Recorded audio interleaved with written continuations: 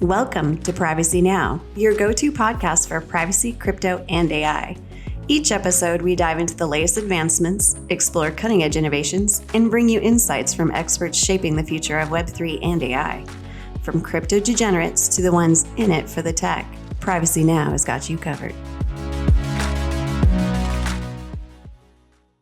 Hello everyone. Welcome to another episode of Privacy Now. I've been recording this for a while. You're gonna see a couple of episodes dropping soon. We have some on the way.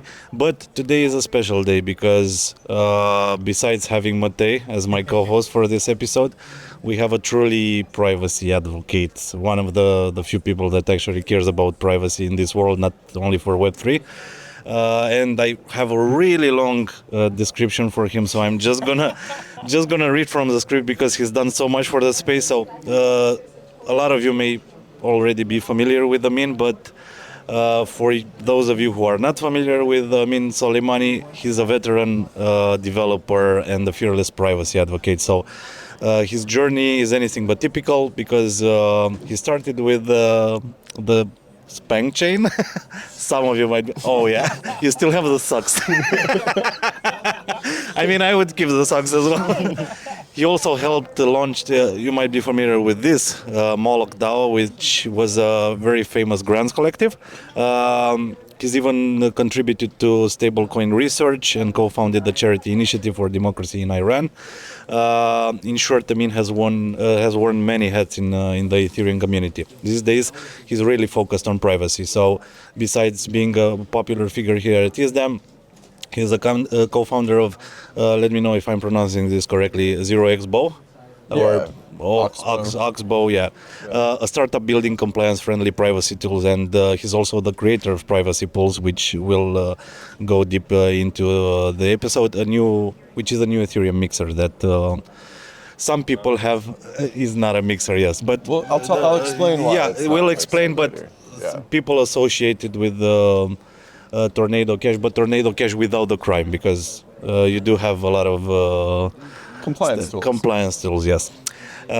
So if you follow the whole Tornado Cash saga, right, you'll appreciate why Privacy Pools is such a big deal.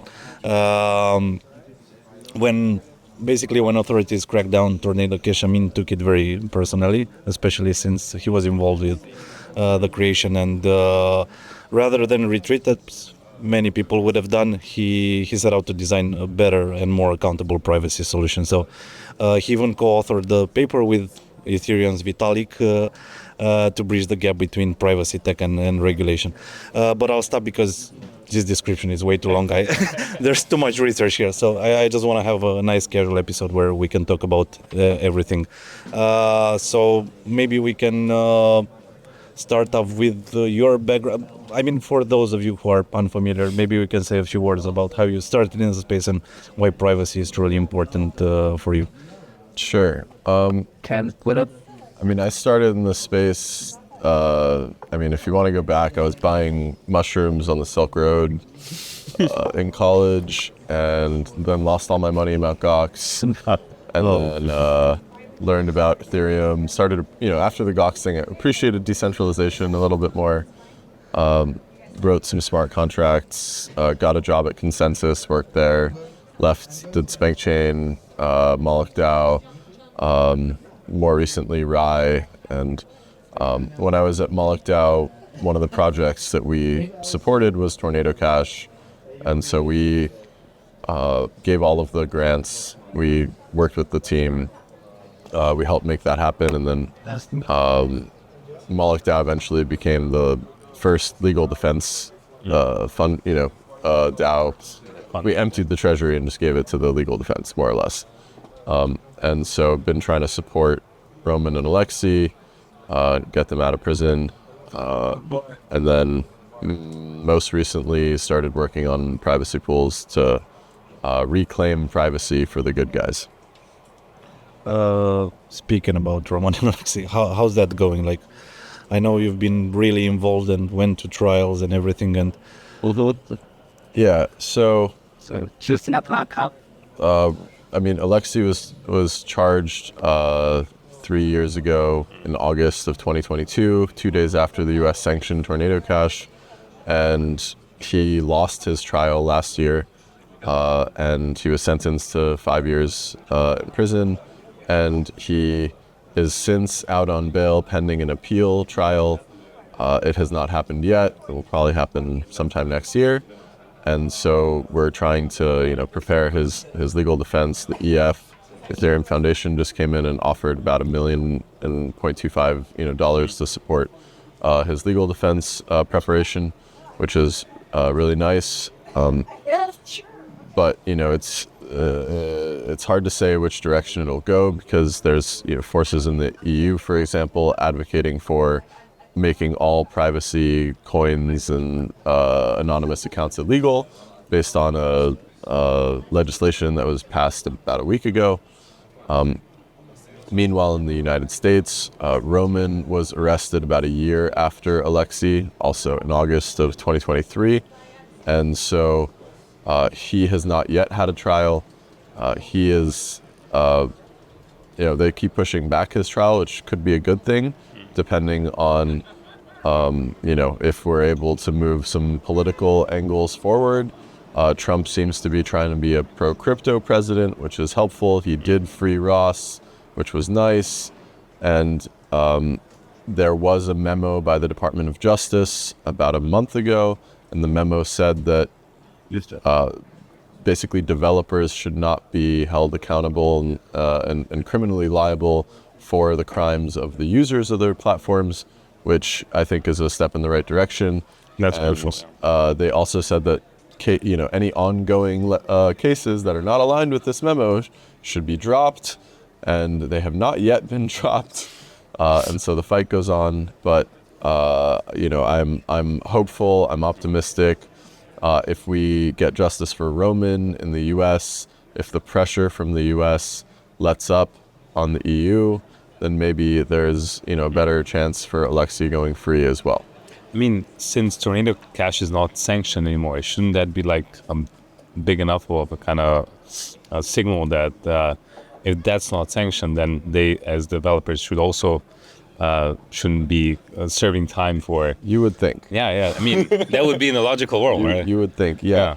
The specific ruling on that is particularly helpful, because the way that there was a lawsuit against the U.S. Treasury, and it said, actually, you don't have the jurisdiction to sanction Tornado Cash because it is not a person or the property of a person. Exactly, yeah.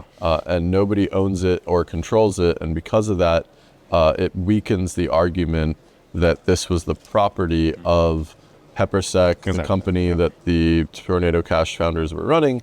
And so it's harder to say like this whole thing is something that they were running and maintaining. This was actually the original claim already, right?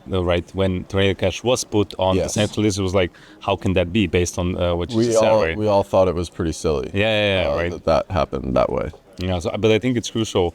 I think it's going to set a precedent in the sense that we can get that memo, as you said, right? That developers shouldn't be responsible of how people use their code, right? Because then you're just killing open source, right? And people are not going to want to risk anything putting stuff out. Yeah, it opens the door for what is essentially infinite, unbounded, forever liability for all potential uses of your code as a developer. It's like if you build a hammer and 100 years later... somebody kills somebody with a hammer. Shit. Go after the guy who did the killing, not the hammer builder. Exactly. I think we're living in a time where there's a lot of nonsense, that's being pushed as, the right narrative. And I'm surprised sometimes, at what we kind of come to. I'm hoping for, better outcomes. I was at Alexey's trial. The judges there said that there's no positive use for something like Tornado Cash. That was not great. That was not great, yeah.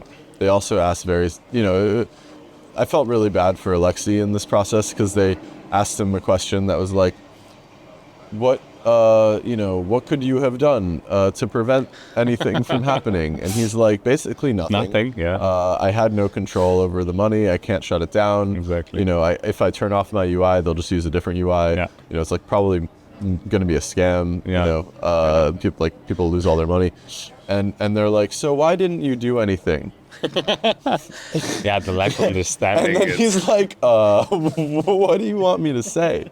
You know, like I just explained that there's nothing I can do. And it's like the program was sanctioned. The devs are in prison. Yeah. And, or, you know, on bail or house arrest, whatever. Whatever, yeah. They're not free. And the number of deposits immediately after it was sanctioned was cut in half. But then from there, even while everybody's in prison, starts going up again. And you're like, clearly they're not playing a role in promoting, maintaining, and it doesn't actually matter what their involvement is. Like the reality of tornado is that I'm going to die, and it's still going to work. It's going to work, yeah. It's never going away. You can ban it. And the crazy thing is that even with the, like, at least in the U.S., they banned it. Yeah. Right? They sanctioned it. It's like, we say we want regulation, we want to talk to regulators, and like they sanction it. We're like, not like this. You know, like, like, that is the most brutal, heavy-handed way. And it turns out they didn't even have the authority to do it in the first place. Yeah, that's true.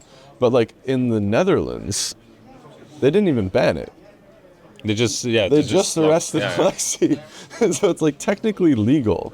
Yeah. It was in the Netherlands. You're like, how does this make sense? Like, you are actually the people that could prevent people from using this, and you have chosen not to allow, make people not use this. So, like, maybe you should be responsible. I think this goes to show, the influence that, the politicians have around the world, right? I think you can kind of draw a connection that this was something that was pressured probably from the States, right? I think so, because just the timing of it. Exactly, right? Right. The sanctions happened on the, I think, 6th of August or 8th of August. Or, 2 days later, exactly. Alexey gets arrested. Yeah. She didn't have charges. Yeah. They didn't know what to charge him with. He was held without charges for like 6 months. Yeah. So they were figuring out what to put on him. What to arrest him for. They were just nabbed him. So that's part of the reason why I'm hoping that if the U.S. Goes in a better direction, maybe the Netherlands does too. Exactly. Yeah. I was actually thinking it's gonna the whole thing that it's gonna just resume faster. So, but I guess foreign politics, are a little bit iffy right now, with it the could US. backfire, where like, I don't know, Trump gives Roman a break, and then the EU decides that they should go harder. Exactly, yeah. And that would be a very bad outcome for Alexei. Exactly. I'm hoping for both of them to have freedom. I think that the criminals are the criminals, not the developers of open source immutable protocols that they don't control. But let's be honest, right? The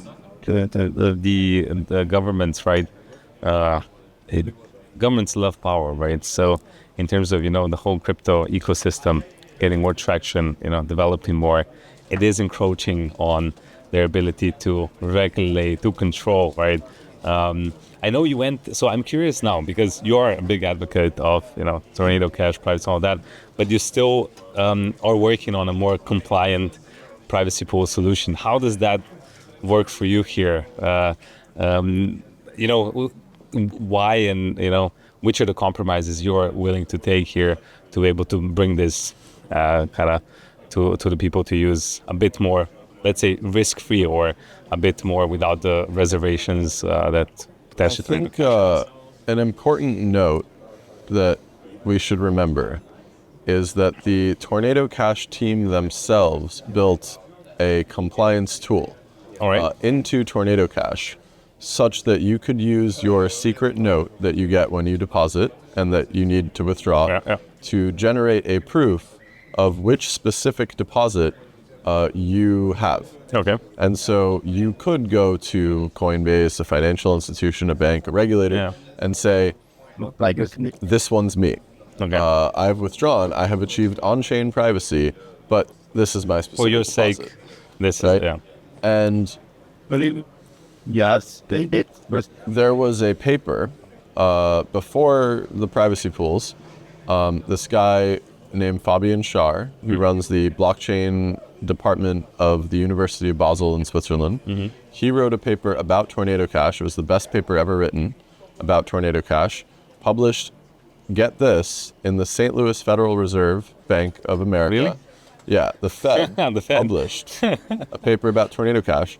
And he talks about how important privacy is, which blew my mind. I'm like, I cannot believe that this is the Fed of America writing this paper.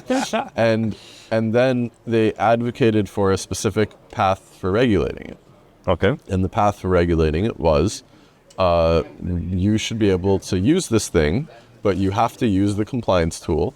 So they were going to mandate, like a potential path of regulating it was use the compliance tool that the Tornado Cash team built themselves to provide the proof of which deposit you were to some sort of financial institution, some Coinbase, some bank, whatever. And then that way they'll accept your money. And basically, if they do some data sharing program of the citizens that are compliant, they can, by process of elimination, figure out who the other, non-compliant bad guys are, and then not accept their money, right? And so it didn't really occur to us to do something like privacy pools until after the sanctions and the arrests.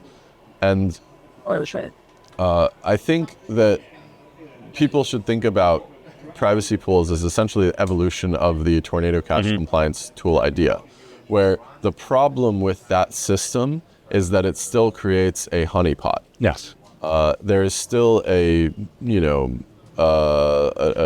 institution that has all the data about which deposits or which withdrawals. Somebody can get bribed. China can hack it. It's not a very secure system. And so with the idea of privacy pools is that you can prove that you are not some of the depositors without revealing who you are, but do that publicly. And so if you can do that, then you don't necessarily have to create these honeypots, because you can, on-chain, create the separation between the good money and the criminal money. Okay.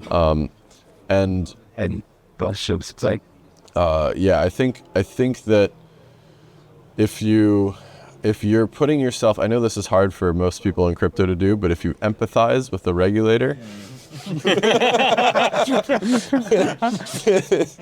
you're like, what would I do if it was my job to try and keep, track of the money that North Korea hacks from all these DeFi protocols and like, but you try know to what's keep it out of the system. what's funny to me with all of those hacks, right, is they didn't prevent really, they're trying with all this compliance stuff, they're still able to, launder the money. We saw the last one with Bybit, right? They did launder quite a big amount through various protocols, right? And they were still able to fund themselves through all of this hacking, right? So it begs the question sometimes, is it worth it, right? Because you're basically, I think it was after 9/11, right, that everything really, it was not, innocent until proven guilty, but it's like, prove you're innocent so you're not guilty, right? And it's, the tables are completely reversed. And so now we're, all the 99% of the innocent people need to prove that we're not guilty because of those 1%, right? And is this still the direction we are going to have to be going in, or do you think it is possible to go back to, because the problem is once they have more power, it's very hard to release it, obviously, right?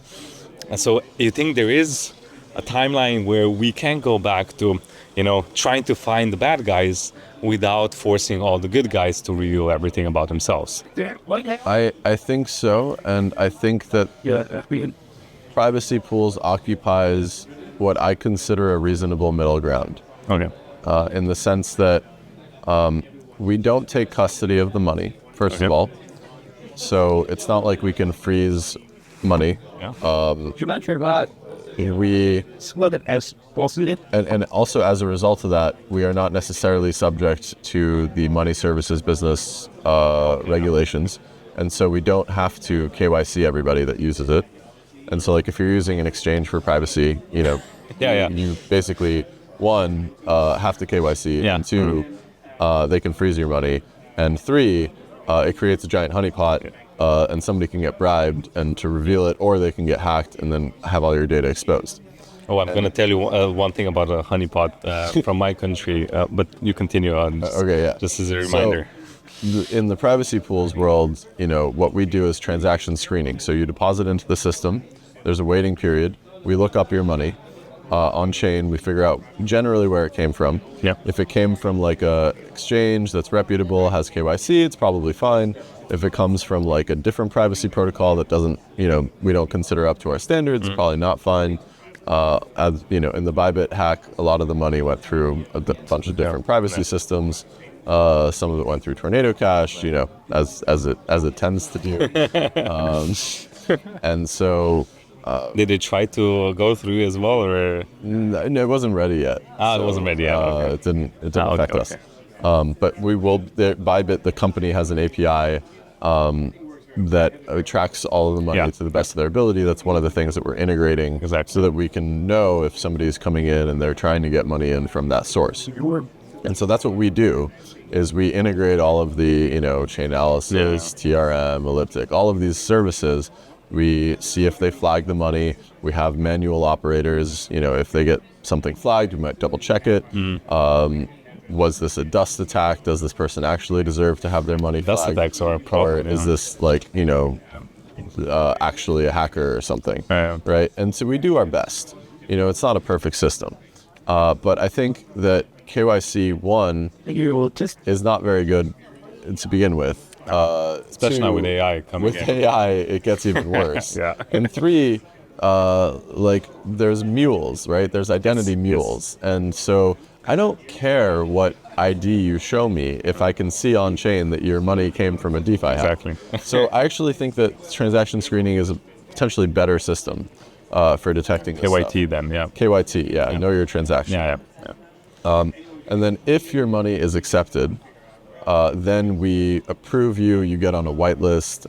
Technically what we do, Oxbow, we run the monitoring and compliance infrastructure. We publish a Merkle route of the whitelisted deposits. Then once you're approved, you can withdraw privately by proving you are one of the approved deposits. The UX is a little bit better than Tornado. You can do, partial withdrawals. You can deposit 100, withdraw 1, 2, 5, and then the rest of the money gets redeposited back in. And if you don't get accepted, you can rage quit, which is a term from Moloch DAO. It just means you can withdraw your money without asking for anybody for permission. It does the same thing here. And so you can basically withdraw your money back to the original depositing address. That's what makes our system non-custodial. And if, we discover later that we let in somebody that we shouldn't have, or we let in somebody and then they later do some crime, and then we realize that we no longer want their deposit in the list, we can revoke it. We can remove it from the list, republish the Merkle route, and then from that point, all of the users prove that they are not that deposit. And then they still, if they have any funds left over, they have to go back to the original deposit address. Okay. And that's the... And you said you're doing KYT, so there's no reputation scoring on the wallet, for instance. It's every deposit, it's its own kind of scan. The current system checks every deposit and approves deposits independently. Obviously, if you have a history with us, we've vetted this address before, we'll develop, a sort of more sophisticated, but this is also a way to potentially, of course, attack the system, right? Kind of orchestrate a nice address, and I will, I know I'm going to do some money laundering in the future, and so let me prime a couple addresses that seem legit, and then after I've done the crime, I will funnel it through those addresses. And so no, we actually have to vet addresses. Not just addresses, but each deposit independently. I had a question. So I did check out the website, and I didn't see any transfer larger than 1 ETH. Is that a cap that's currently set? Or okay. So as of yesterday, I removed the cap. Oh, nice. Warning, isn't I did it yesterday. The cap. I say I removed it. It's like 10,000 ETH, so it's effectively removed, unless you're coming in with I don't know, a Bybit hack. People are familiar because I still see. Oh, they're depositing on depositing small amounts. People that hit view all. Yeah, this one's, okay. see that 100 ETH? That's me. So you tested out and it's working. Yeah, I just wanted to show people, it works. And Is so, Vitalik already using it? he deposited an ETH, I'm sure he'll Because he was deposit big more. on Railgun, right? He also likes Railgun. Yeah. know, Is this like a direct competitor for you guys, or is It this is. a different use case? I think they compete. They compete. We wanted to work with Railgun. I think it's great tech, great founders, great team. We have a different view on how to do the compliance stuff. They went pretty far up the privacy tech tree in a way that makes it hard to go up the compliance tech tree. Oh, okay. Yeah. Different branches. They have the full shielded pool, Yeah. and we don't. And when you have a full shielded pool, you can Yeah. disperse transactions. They have a recursive proof of innocence system. So, but the problem with the system is that once you make it onto their whitelist, and when I say recursive proof of innocence, this is actually research that Moloch DAO coordinated and funded, and they implemented, and it's the same exact thing as how privacy pools works, where you prove that you are one of the addresses that they whitelisted at the time when you withdraw. But they don't have the ability to remove addresses or deposits from the whitelist after they make it on. Ah, okay. And we think that's really important. Yeah. Because you can't recover from mistakes. Like, If bad money gets into the system, it's going to taint the pool forever. Yeah. And I didn't want that. And so we built a simpler system that admittedly does not have the full functionality of something like Railgun, with which they have through the shielded pool internal transactions, kind of like how Zcash shielded pool works.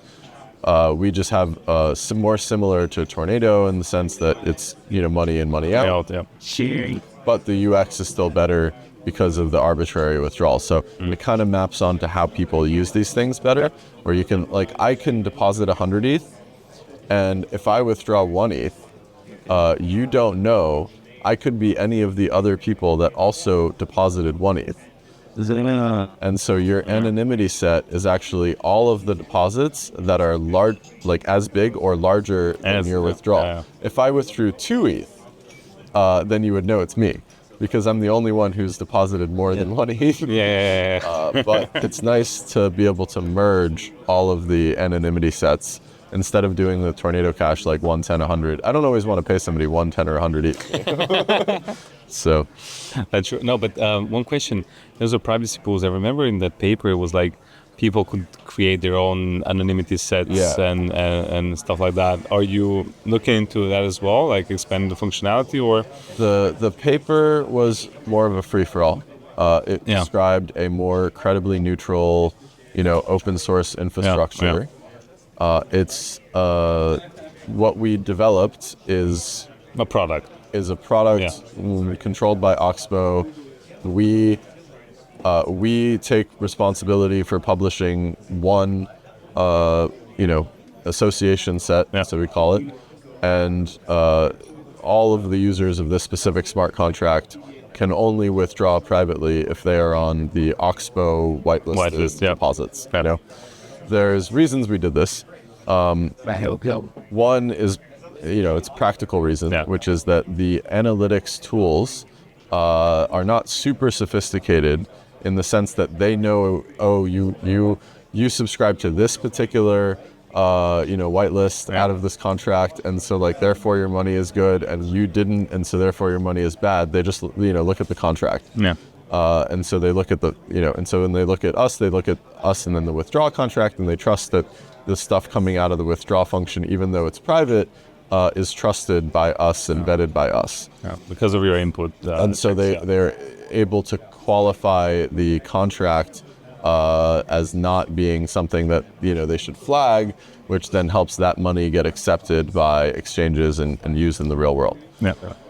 Maybe in the future they'll be more sophisticated, and then you could do something more like that. Also, the other reason is sort of a process thing, where it's first you need to show that this type of thing works, and then you need to, and then if people want different operators or have different opinions about what should and should not be included. Yeah. They could make a fork of the system and then run their own, association set provider whitelisting service and decide on which deposits to include and not.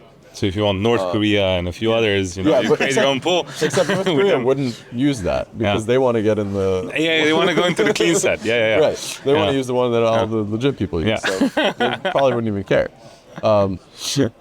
So if you do that and then like the motivation for it to be on the same contract is that you might have overlapping pools where it's like, I don't know, France has this pool of 100 people, but like not these 5 people.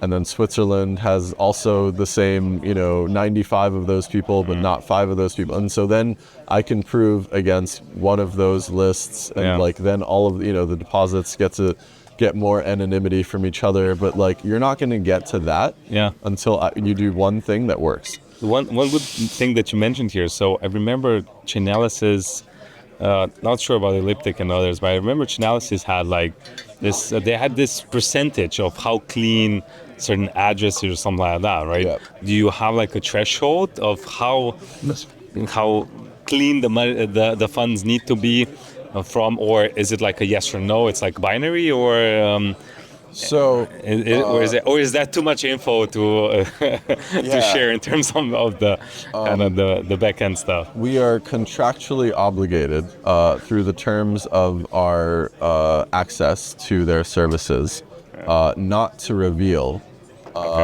granular information about makes sense. because for a good reason, and that's that you don't want the criminals to be like, it's exactly this much.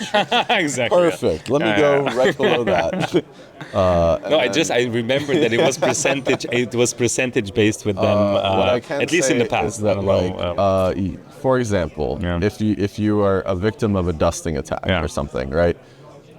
This Are they better at flagging that now? Typically won't be enough for your whole wallet to get flagged because it's a really inefficient way to launder money. No. If I dust 0.1% of a wallet, right? I'm laundering very little money at a time relative to the other money that has to be clean. Exactly. Yeah. And so it doesn't make a lot of sense. Yeah. No, I mean, I remember in the past they had some issues with kind of flagging the right stuff and dusting things. They're working on it.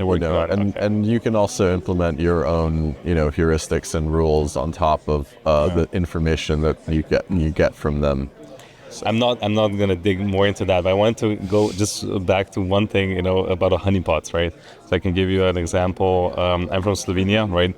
And they're just now introducing new legislation on crypto, right? Yeah. So up until now, we don't have anything in terms of physical persons, right? So if you're a business, it's all normal operating procedure but just for the citizen, there was nothing, right? And now they're trying to implement this law where you're gonna have to not report your trades, but when it goes into, so it hasn't yet passed, but the proposal is that on the 1st of January 2026, you're going to have to report all of your crypto holdings, right?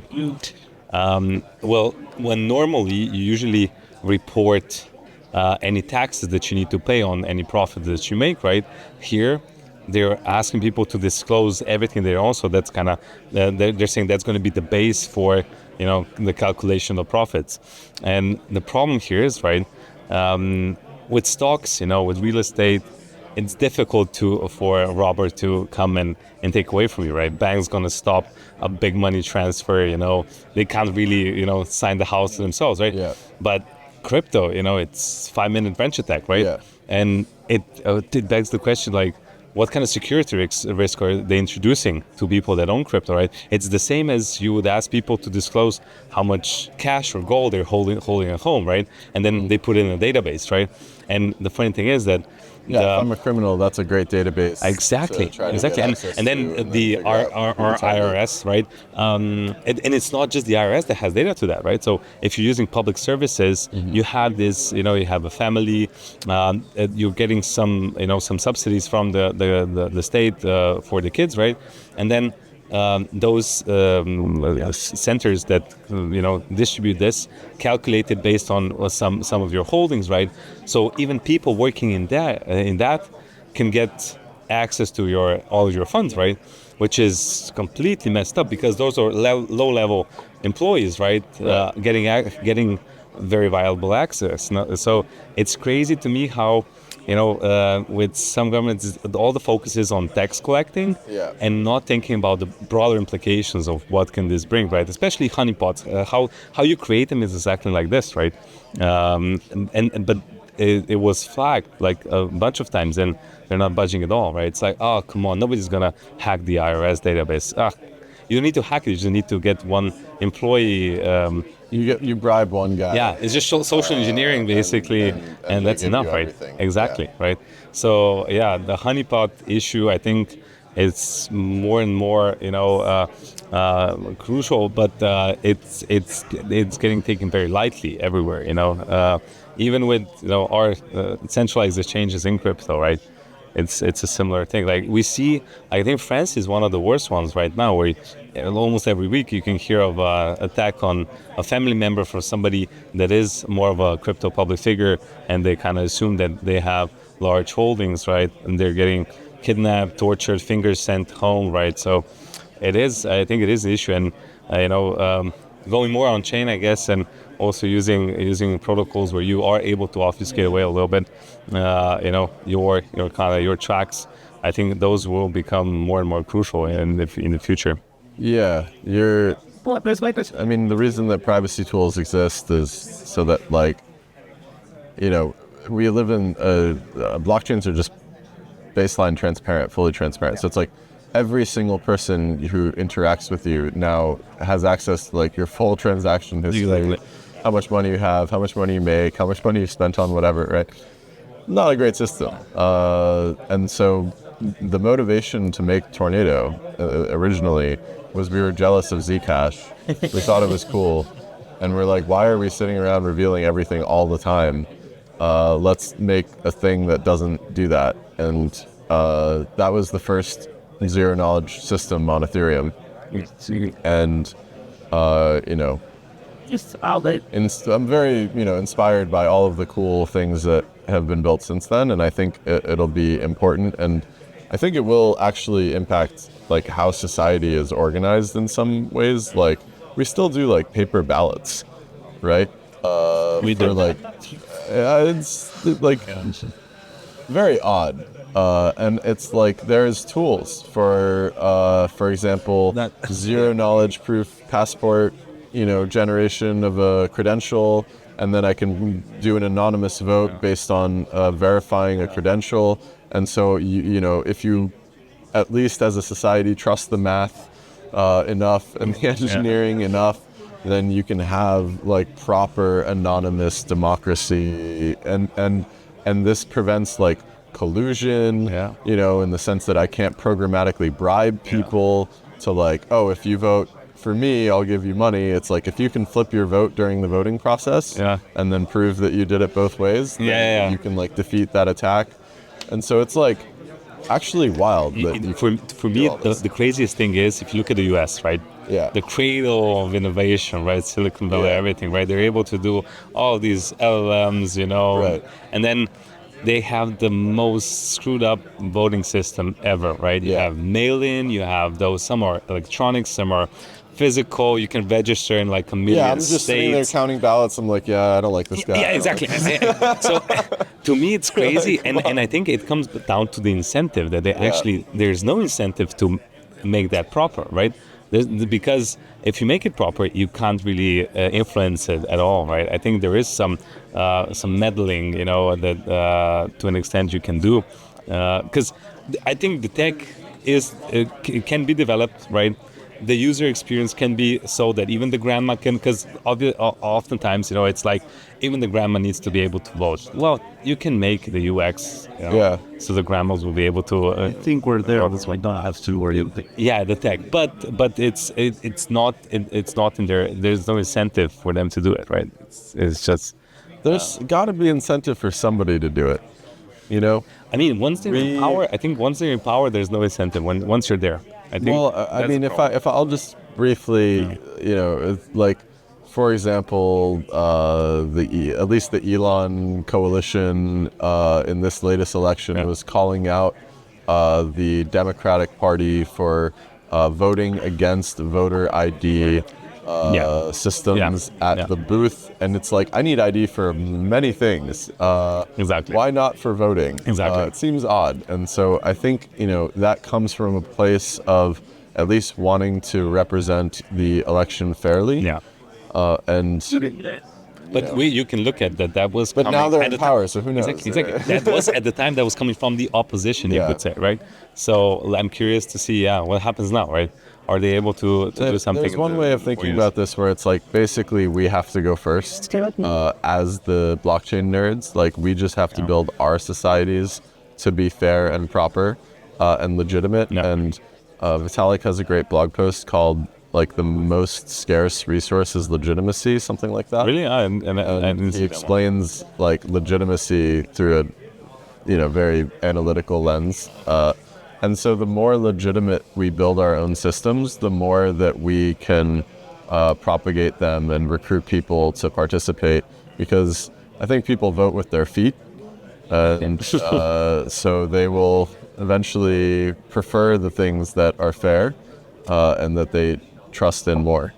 The idea is that we all realize that when somebody has power, and then there's an incentive for him to stay in power, and like he's not gonna give up that power. Yeah. If he can influence people's votes, they're always gonna do that. So what we need to is create our own society, buy an island or a country that has less money than us, and show the world how it's done, how you can live in a decentralized society.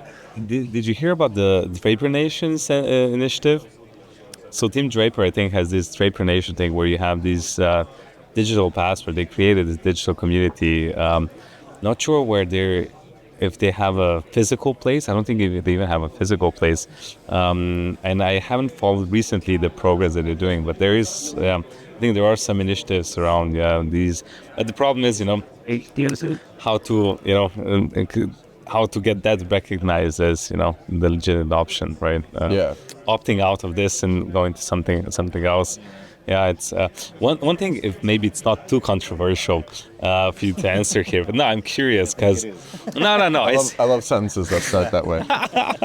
No, I've seen your layest tweets, comments, around the developments in EF, right? Especially the one that you said, you were drunk on a plane and you have some time. You remember that one probably. I do. It rings a bell. Yeah, I mean, no, I think it's good. It's good that people are getting more vocal. About More vocal. What?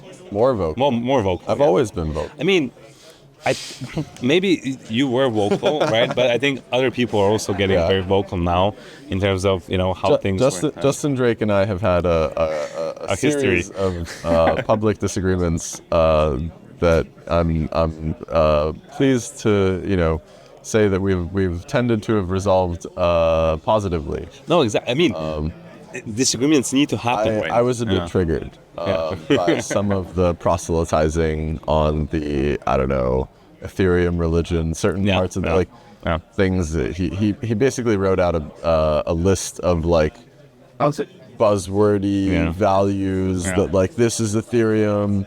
Code, not aircraft carriers, devs, not lawyers, and I'm like, we're trying to get our friends out of prison, buddy. Who do you think is doing that? And it betrays, people call it the ivory tower, where you're sort of preaching from high up. You don't understand what's going on the ground. You don't understand the common people. You don't have their problems, and you don't have to deal with the reality, and you're kind of living in a bubble. Yeah. You're saying to yourself, we're building something bigger, and we know the way. I still think we need aircraft carriers. I don't think any amount of cryptography is going to eliminate that. But it's because the same with the wrench attacks, right? People are saying, you can have 3 wallets and all that security, but I'm not an anarchist. I think, and I don't actually think that like anarchism makes any sense. Yeah. Every anarchist I've ever met has actually been a small statist. Yes. And it's like, I want my 30 friends on a farm with guns, and we make the rule. I'm like, congratulations, you are the state of 30 people. Your farm.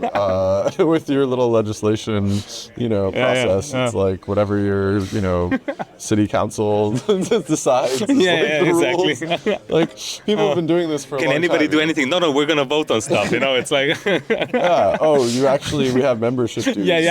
Like, congratulations, you are taxing everything.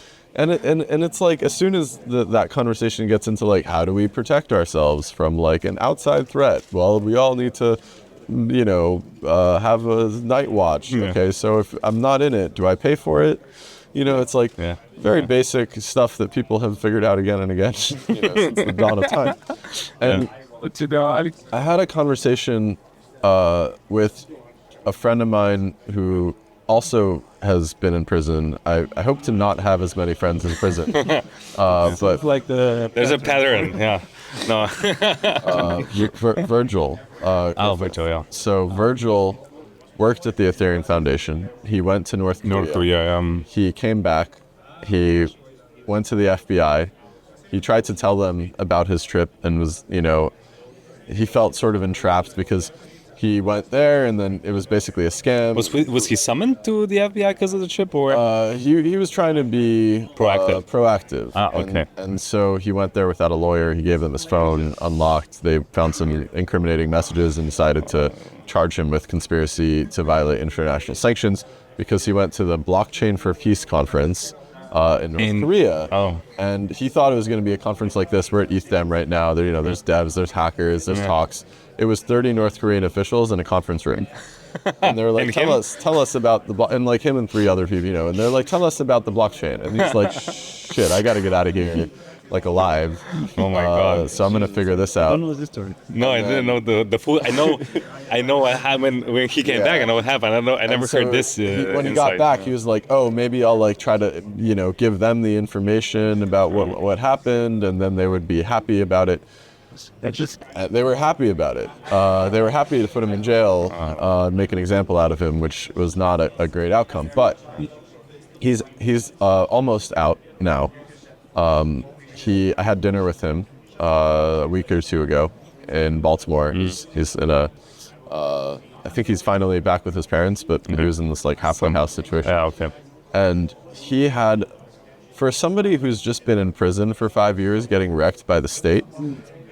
He had a very mature perspective, and he said, I don't think that the cypherpunks were ambitious enough. Because he said that their ideology was oriented about fighting the state, fighting the man.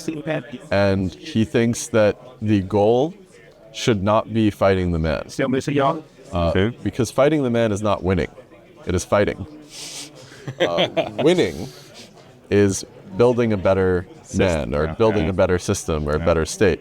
Building the opt-out solution, right? Yeah, building the society that protects the people, protects the freedoms, protects the sovereignty of the individual. And so there is a balance between individualism and collectivism. We are, typically very much sovereign individuals, but we still need to coordinate as sovereign individuals to maintain our sovereignty.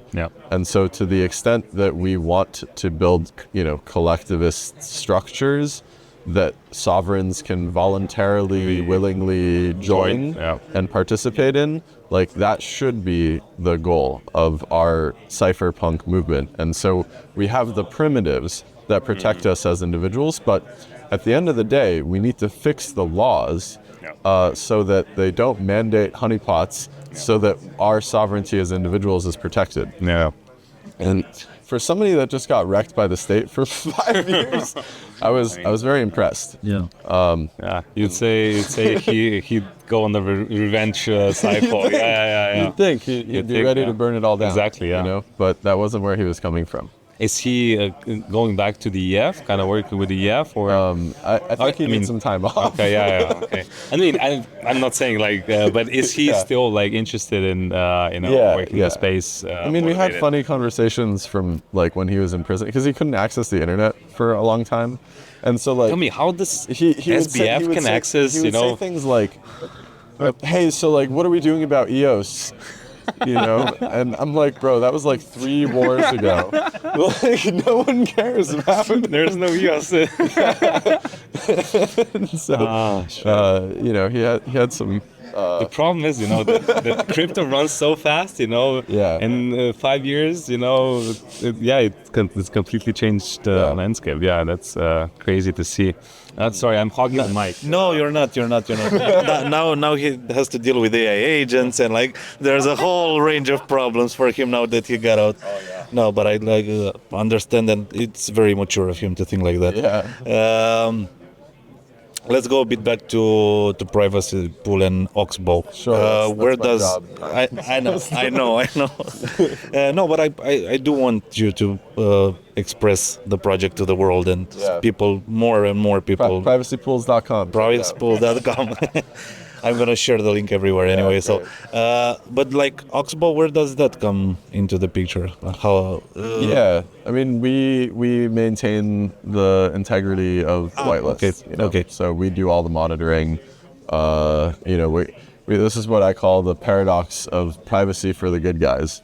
Okay. Is that if you want privacy for the good guys, you need surveillance so that you can figure out who the good guys are, and. You know, that's where Oxbow comes in. I would. Only one question. I would assume that there's a large team behind this. I mean, the project is gonna be huge at some point, I assume. So I hope so. You know, there's obviously a DApp part of it, right? There's contract circuits, UI, all that. But the core value proposition is monitoring, making sure North Korea doesn't get into the pool. Doesn't taint the pool. If we detect something that shouldn't have been there, we take it out immediately. And so we have, people that, the CEO, Nat, he comes from a cyber security background, OSINT type of stuff. So he's been onboarding onto these analytics tools, learning how to do the digital forensics. We have a squad of advisors who help us out with this. They're very good at, chasing back money on chain. They're also typically called in as expert witnesses when stuff goes down to educate judges, courts about these processes. And then we have a team of developers that build the system, and so we do a combination of automated and manual review. Yeah. Does the name Oxbow relate to oxymoron as well? Because you said it, surveilling the good guy. Actually, comes from a lake. There is a thing called an oxbow lake. Okay. And it's when a river bends, and then bends next to itself. Yeah. And then keeps going, and then later it just goes over and floods. Attaches. So it's it starts here, and then it goes around, and then it goes this way, but then later it just attaches, and what's left is this lake, and it's a pool of isolated liquidity. Nice. And it also starts with a 0x. Yeah. Kind of looks like an elliptic curve. So, it's a good a lot going for it. Nice. Yeah. Sorry. Yeah. Just one. Oh no, I lost it. I have one more question later. Yeah. Okay. You go. Are you sure? Yeah, I lost the train of thought. Can he talk? I lost the train of thought. I lost my train of thought. No, but we've been here for over an hour. I usually try to stay under. It's 4:35. Well, you have a toxin, right? No, my buddies do. Oh, okay. I like 5, I think. I have just one more question. Are we gonna see some knife fighting this year as well, or not? Yeah. Yeah, I have the stuff. You have the I'll stuff? probably bring it tomorrow. We can hang out. Shit. Yeah, I'm not going against you, but I saw Just some people. so the viewers understand what we're talking about. Yeah. Some So context. it's plastic. Yeah. We have rubber knives. Yes. We do a sparring. Yeah. We have goggles. It's a very safe system. We have, in the past, we've done tournament style. Really? At ETH Denver, it started as a tournament, and the winners of the finals and the semifinals got like unicorn onesies. I have some more unicorn onesies for the winners tomorrow. Okay, nice. Yeah. Did anybody was able to beat you? I did not win. You didn't win? All of the not Really? the tournament, and here even I had a couple good challengers. Really? I sparred Ilya from near. Yeah? He pulled a move where he like switched the hands. Really? He got me with that. Yeah. How do you lose? I There's this. lost in the semifinals in Denver this year to the same guy who won last year. He's actually a sword fighter. Okay. I knew I messed up when I saw the tattoo of the sword on his arm. He's like assumes a proper stance. Yeah. He's like, It's like, oh shit. crap. I just do this for fun. But how do you lose? Where do you need to stab them somewhere vitally, or? The rules are like the first to 3 points wins. A point is like a vital blow. So like chest, Torso? neck, Okay. knees, like above the knee, like legs. If you get hit in the hand, you lose the hand, you switch hands. If you lose both hands, it's point for the other person. Okay, And then you don't have it can in your reset. No throwing. No throwing. That gets kind of silly. And then like we had a rule that's like we have the rule that's like you shouldn't hit people in the face. Like it doesn't count as a point. But I don't actually know how good that rule is because then some people started blocking with their face. Oh no, because you can't hit. There's no point. The crypto people are very creative. Yeah, definitely. We need to be always. Yeah. But that's how it works right now. And you can like block and like grab and Maybe I'll try it tomorrow. Let's see. It's like if you get hit in the hand while you're blocking, but you get them in the chest, it like counts as your point. And you don't lose the hand? Well, it resets after every point. We need to make this like an actual broadcast, this competition on Eurosport. No, it's not Eurosport. We have crypto fight nights in Dubai. Why do we have just night fights in Denver? The fights are fun, Yeah. You can learn some good combos and. I mean, it's been a pleasure, honestly, having you here. But I do want to know how you envision this in the future. Like, where do you see privacy polls 2-3 years from now? And Sure. How do you see governments seeing this your solution? Like, Well, because they will start looking into it eventually. Like, we have to be realistic here. And maybe just one add-on to that. How are you making revenue right now? So how are you supporting yourself with the whole Oxbow? in the current system, we charge a vetting fee upfront on top of the deposit. So that's how we make money. And we don't run the relayers right now. So there's a small, relaying fee on the withdrawal. So that, you pay for the gas processing the withdrawal transaction. How do I see this evolving in the future? I think that this is kind of the MVP system. It's like money in and out. Can't do a huge amount of things. Like there's a bunch of other features that would be helpful. For example, an account-based system, so you can merge all of your accounts. Right now, if we're going to have separate pools for different tokens, it would be nice to have like one pool with all the tokens. And then it would also be nice if you could do swaps where you can access liquidity and then come back in without necessarily having to do a whole vetting process or paying the vetting fees again, where it's like, I know that this money came from, somebody who was vetted, and so it's okay if it goes back into the pool. There's like risks around that, so you don't want to like guard the front door and then make the side door weak, right? Because you don't want somebody being like, I have 0.1 ETH, I'm going to trade it for $1 million USDC. And suddenly you've like let $1 million USDC into the pool and you're like, oh no. So I'm glad that that's not in the first version. We can figure that out later. There's other utilities, being able to do payroll. Like, you can do it using the system. You just have to be careful, because if you're sending all the transactions at the same time every week, then it might be easier to know which transactions belong to you through a timing analysis. But if you could even do like one hop in the pool, then the person would be able to accumulate a balance and potentially withdraw it later, and then that is not as bad. And it's not like the whole shielded pool thing. Yeah. It's a limited number of hops. And the origin within the pool, so I can prove that the person who gave it to me is still on the whitelist when I withdraw. It's trying to figure out ways of going up that privacy tech tree, but going up the compliance tech tree at the same time. And I think in the future, I hope that governments, I hope they use it. I hope they allow it. I hope that it can be part of a sensible regulatory system. I hope that we don't necessarily need honeypots for everything.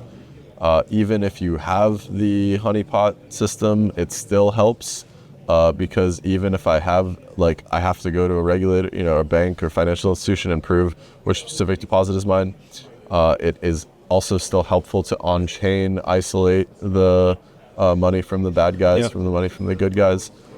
It would be cool if there were, more sophisticated analytics tools, and there is an overlap of like a big anonymity set, one contract that could have several association, sets that people could say, I'm compliant with the, Swiss jurisdictions, filters, right?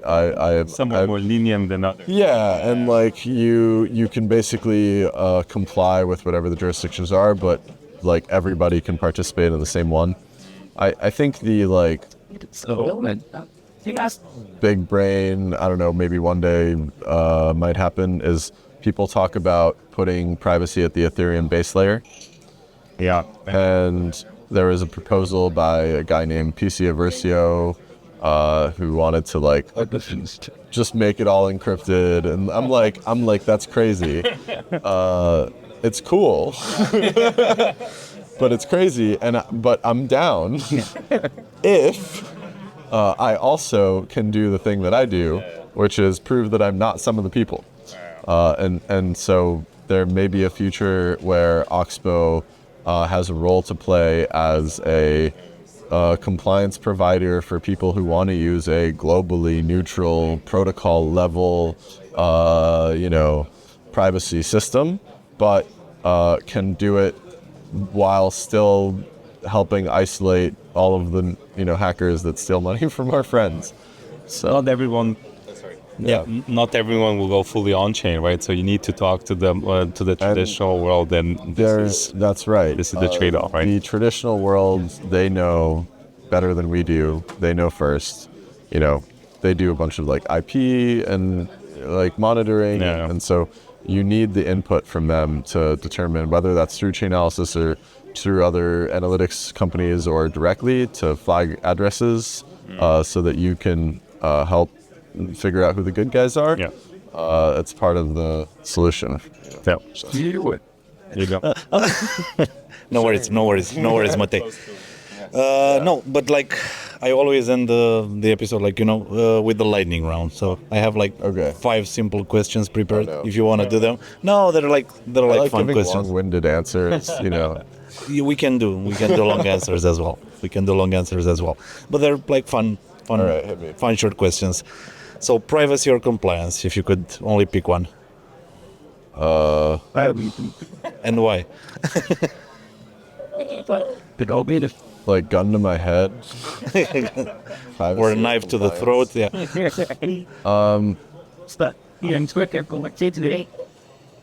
That's a hard one. I think probably privacy. But I think they kind of end up at the same place. I think if I can't have compliance and I have to have privacy, then the people who win that game are the people who are going to impose other rules on me. Okay. It's like a bunch of, criminals like come out on top in that scenario. And then like the criminals end up being the people who run the state. And then like they impose, Yeah. right. It's like, whereas like compliance is also kind of that. It's maybe my answer would be like either one without the other is actually worse than both. Yeah. Or something like that. That's actually the only working answer. Okay, besides privacy pools, Sure. because that's your own project, what's your favorite crypto privacy tool? And I really care about this because we're all in privacy, but you would be surprised like how few people use actual privacy tools. I mean, for financial stuff, I like Monero and other projects. But the stuff that I'm really inspired by is like Rarimo's Freedom tool, which so I was I don't know that one. I went to ETH Kiev with Vitalik, and we met these cool guys that were building tools. They're here, right? Yeah, one of them's here. Oh. And they built a tool to troll the Russian elections by having a like fair, you do a zero knowledge proof of a valid Russian passport, and then you can participate in like a shadow election. And the crazy thing about it is that it's like just by being fair, it is like a radical, troll. And so we thought this was really cool, and I was there with an Iranian activist buddy of mine, and so we forked it and made it a Persian version. I saw that on the And it Web3 was privacy called, note Telegram. Iranians.vote. Yeah. And so we found out that the Islamic Republic of Iran was having their elections in like 10 days. So we just hung out in Kiev for like an extra week and like shipped these apps and like made it like the passports worked out of the box the same way. And so I'm very bullish on the use of like anonymous voting systems that use like legitimate credentials and can provide the platforms for democracy. Okay. Who would you say is a very underrated hero in the crypto privacy world? Underrated hero. I mean, I think I would have to shout out. I mean, I'm just gonna go with the Tornado Cash devs. They deserve to be free. Yeah. And like we all sit around and I'm like, I'm gonna do my startup and I'm gonna build this cool stuff, but it comes at the expense of like these guys have had a really hard time because they were the pioneers of this stuff that we've all benefited from. At least I hope this leads to some good. Like I think that like maybe we give them credit within the Ethereum community and like somewhat the greater crypto community, but like I think the world does not really understand the sacrifice yet. And so like, the cypherpunks had to go through a lot of this in the first time that they fought the government to get like cryptography itself, allowed, whereas the government went after them and then eventually mandated it. And I do think the same type of thing will happen where the government fights it and then like gets hacked and like exposes all of our financial data again and again. And then they're like, all right, you know what? You guys protect your own data. From now on, like, this is too hard. it's really apparent that we cannot do it for you. So. And yeah, I hope that we can minimize the human costs along the way. And so, yeah, free Alexey and free Roman. Free Alexey and free Rome. This question kind of ties into your... Yeah, so my question would be what keeps you up at night about the future of crypto, and it kind of ties into Alexey. Yeah. I'm not as worried these days about that stuff. I think, like, I admittedly, like, I was more worried under Biden than Trump. It seems like things are going in a better direction. But I mean, I guess 4 years from now, everything could be different, right? And then could go back. I think I'm more worried about like what happens in the world that we completely fail to achieve any meaningful privacy. If there's a path where like Ethereum becomes like globally important and we don't get privacy, and that's like the worst outcome. Yeah, that would really suck, to be honest. But Ethereum will become. I mean, I have no doubt. I'll take your word for it. You guarantee it. I guarantee it. Okay, in one word. Put that on a coin and mint it. Exactly. Base. They're coining everything. Yeah. In one word, how would you describe the future of crypto privacy? Yeah, all the The privacy phones are told. it was Yeah. Future of crypto privacy. One word. Maybe 2 words. and it pushed off as pyramid, but I to go this stage. If I had to pick one word, I'd say legitimate. I think that is what we need to provide the world a story of, is that how can crypto privacy be legitimate? And I think we will, and I think that'll change everything. And I think there are places in the world that understand this. Like when we went to, we wrote this paper, Privacy Pools paper, me and Vitalik. We wrote it with Fabian Schar, the guy who runs the blockchain department at the University of Basel, the guy who wrote the original paper about Tornado Cash that was published in the Fed. And we presented it in Switzerland, in Basel, next to like the Tower of Basel, like their university. It's like, that's like the final boss of crypto, you know, it's like, it's like Mordor, you know, tower. And so, but I was surprised talking to like Swiss bankers and central bankers, how receptive they were. Maybe I shouldn't have been as surprised because it is Switzerland, right? Switzerland, right? Yeah. But it is a place that, unlike, for example, here in the Netherlands, where the judge said there is no positive use case for something like Tornado Cash, they understood the value. So they appreciated that it was legitimate.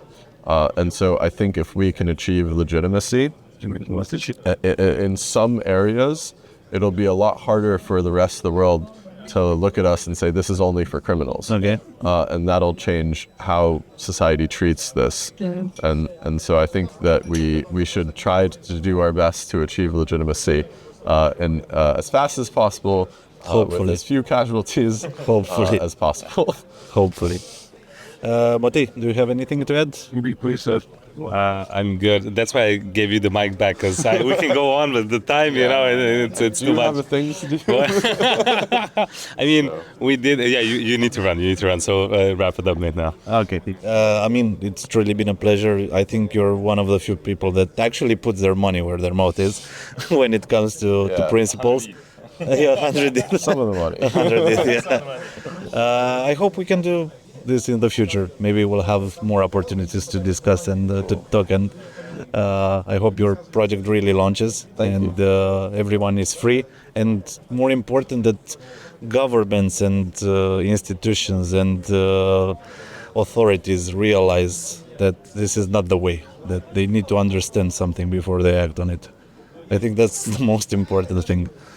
But yeah, thank you, Matej, for joining me as a co-host. Thank you so much for it. Thank you, I mean. I mean, it was great. Thanks. Appreciate it.